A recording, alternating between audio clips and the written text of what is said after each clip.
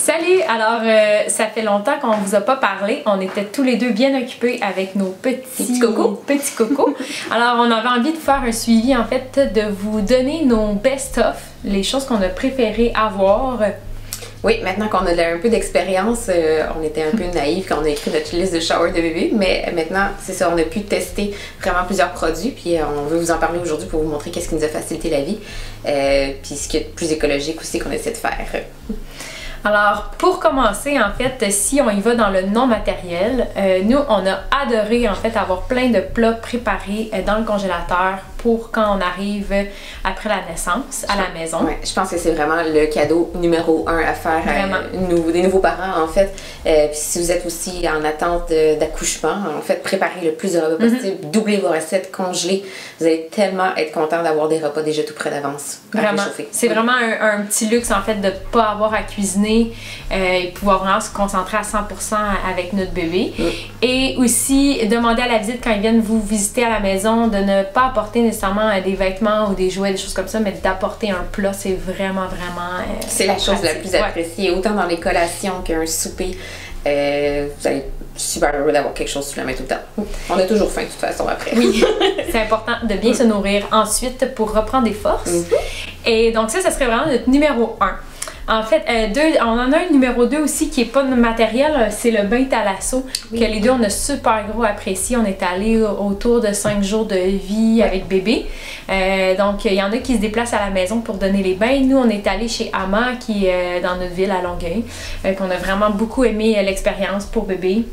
Puis en fait, moi, c'est la première fois que je le voyais aussi détendu après le bain. Là. Donc vraiment, c'est à peu près 1 heure de détente. Le bébé, ça recrée un peu l'environnement intra-utérin.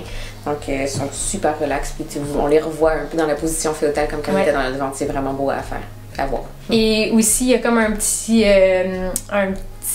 extra massage à la fin du bain, donc on apprend à vraiment bien masser bébé, à utiliser l'huile et tout ça qu'on va vous parler un petit peu plus tard.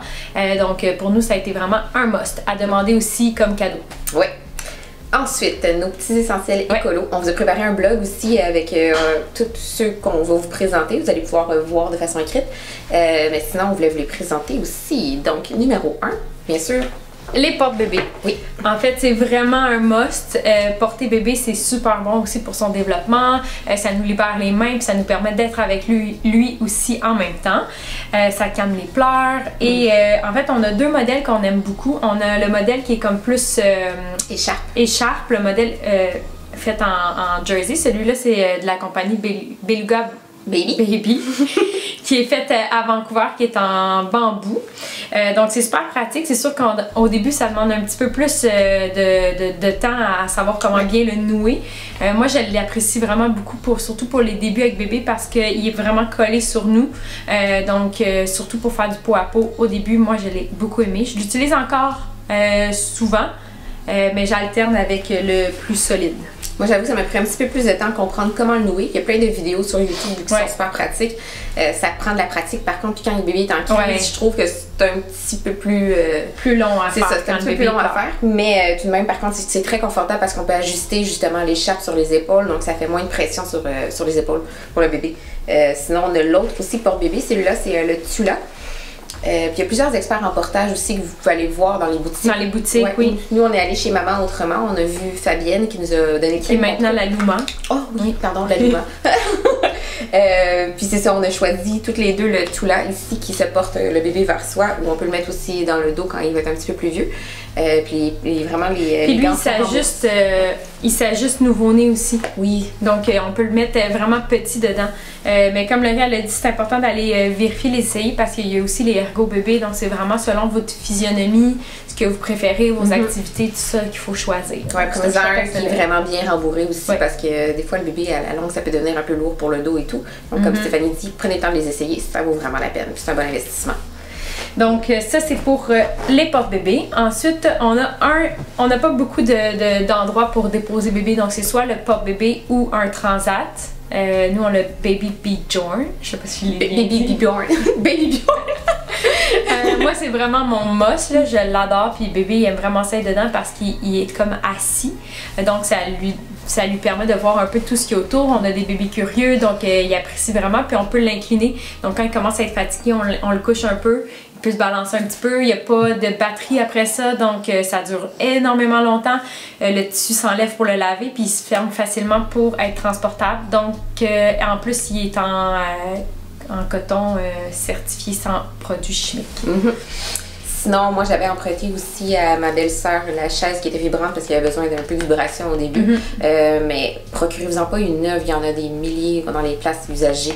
Donc, ça vaut la peine vraiment ou sur le marketplace. Faites vos recherches, mais c'est vrai que le Transat Baby Björn sans batterie est très très pratique aussi pour se transporter facilement quand on va chez de la visite puis quand on veut parce qu'il fait bébé jusqu'à un peu plus grand en fait. Pour ça, c'est la versatilité. Mais comme Laurie l'a dit, vous pourriez aussi l'emprunter à quelqu'un autour de vous juste pour cette petite période-là que le bébé a besoin de plus être un petit peu shaké pour s'endormir. Là. Puis même en fait, le Baby Björn, toutes les deux, on se l'est acheté usagé. Donc, c'est des choses qui sont très très longtemps dans le temps.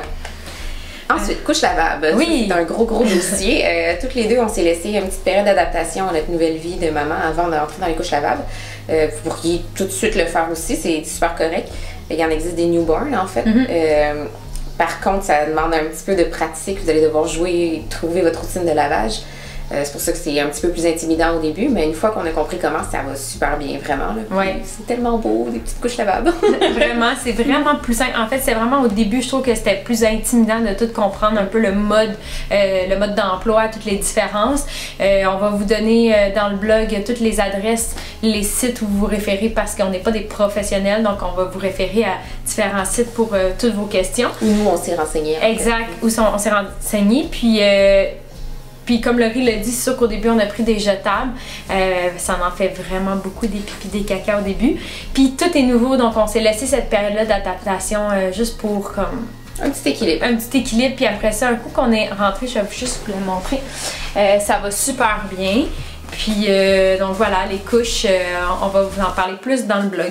C'est pas dégueu, en fait, souvent, nous, c'est le premier commentaire qu'on entend, ouais, mais je veux pas avoir à laver du caca, mais en fait, quand le bébé est allaité, c'est hydrosoluble, leur sel, donc vraiment, ça part à l'eau, vous avez même pas besoin de frotter ou de jouer avec. Là, donc c'est vraiment, on enlève la couche, on le met dans un wet bag comme ça, après 2-3 jours, on met tout dans la laveuse, on part la laveuse, c'est tout. Donc c'est super simple, vraiment. Ensuite, lingettes lavables, ça c'est encore plus facile. Vous avez vraiment, parce que vous allez voir des lingettes, on en passe aussi énormément.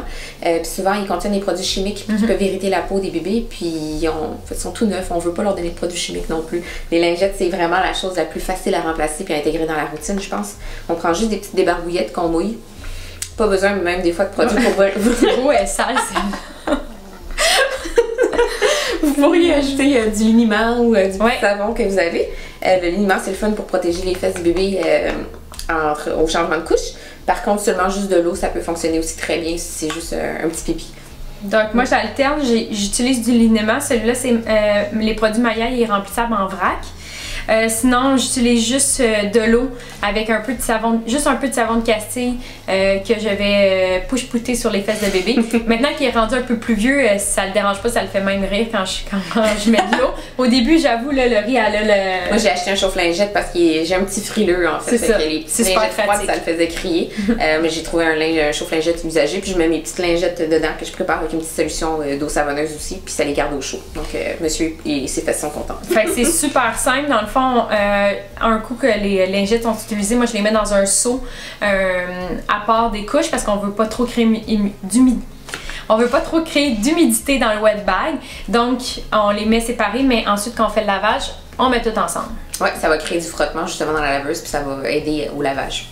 Et puis, petit conseil, j'ai dû acheter une bouteille en plastique parce que bébé a commencé à bouger beaucoup les jambes quand je change sa couche, puis le contenant en verre a tombé par terre, puis ça a fait un beau dégât. Donc, j'y vais avec le contenant en plastique pour la cause. Ça se transporte bien aussi, c'est un petit peu moins lourd. Exact.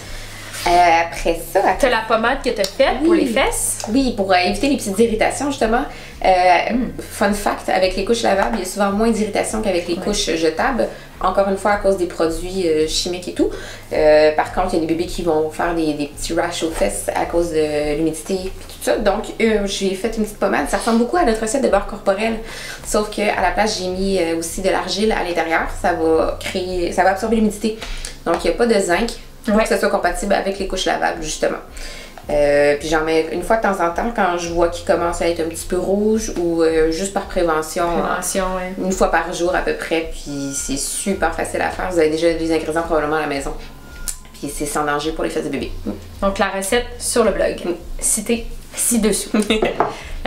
Ensuite, on a parlé tantôt du massage de bébé. Donc, on utilise vraiment juste une huile végétale naturelle qu'on trouve soit dans une boutique spécialisée pour faire ses produits ou en vrac. Moi, j'utilise l'huile d'amande douce. Il faut juste faire attention pour pas que le bébé ait une réaction à l'amande. Oui, sinon, il faudrait prendre l'huile d'abricot ou une autre huile, l'huile de pépin. L'huile d'olive. Oui, l'huile d'olive, c'est vrai. Donc, juste ça, c'est tout. 3 mois à mon temps, on pourrait rajouter une ou deux gouttes d'huile, de lavande, d'orange, de la camomille. Pour ajouter une petite odeur, mais pas trop. Donc c'est vraiment simple, pas besoin d'avoir plein de produits commerciaux pour crémer le bébé ou des choses comme ça. Une simple huile, ça fait l'affaire. Puis comme Laurie l'a dit, ils sont tout neufs, ils viennent d'arriver, on veut pas non plus trop leur mettre de produits sur eux. Même chose pour le savon dans la douche, on a une barre de savon de la marque Enamour qui est fait qu'elle a fait pour les bébés. Mais vous pourriez prendre un savon de base neutre, une barre de savon artisanale neutre, puis ça fonctionne pour toute la famille. C'est important que ça soit pas trop parfumé aussi, puisqu'au début, les bébés vont reconnaître notre odeur, puis on veut pas justement les camoufler cette odeur-là avec un parfum trop intense, pour pas justement les surstimuler, puis en fait c'est bon pour le lien d'attachement entre le parent et le bébé. Donc, c'est vrai. Donc, c'est pas mal nos produits. Un autre conseil, en fait, ne dépensez pas trop d'argent pour des vêtements parce que ça grandit tellement vite. Magasiner deuxième main, honnêtement, ça passe vraiment vite. Puis achetez des pyjamas, procurez-vous des pyjamas au début parce que ils sont toujours en pyjama. On s'était procuré plein de beaux petits vêtements puis ils ont pas vraiment porté. C'est dur d'évaluer aussi le poids et la taille qu'ils vont avoir. Si vous en achetez trop d'avance, probablement qu'ils feront peut-être même pas s'ils prennent trop ou pas assez de poids selon ce que vous aviez prévu. Donc, comme Stéphanie dit, il y a des friperies, puis ils portent tellement pas longtemps que les vêtements sont même pas usés, en fait. Vraiment. Puis sinon, beaucoup de mousseline, tu sais, des grandes couvertures en mousseline. Ils aiment beaucoup ça, puis ça salit beaucoup au début, ça fait des petits vomis, des petites choses comme ça, donc ça en prend un petit peu plus, puis on fait beaucoup de lavage. Oui. Ah, puis en fait, si vous avez un bébé d'hiver comme nous, le petit coulou aussi, c'est très pratique. Comme ça, pas besoin d'acheter un soupe d'hiver en plus. On le met en pyjama dedans, puis c'est vraiment pratique. Donc, je crois que ça fait pas mal le tour. Si vous avez des questions, on va vous répondre. S'il y a d'autres choses qui nous viennent, on vous referait une vidéo. En cours de route, en grandissant, là, ils sont encore petits. Il va y avoir d'autres choses qui vont se rajouter probablement avec le temps, mais pour l'instant, nous, avec nos bébés de quelques mois, ça suffit. De 2 mois, 3 mois. Donc voilà, merci.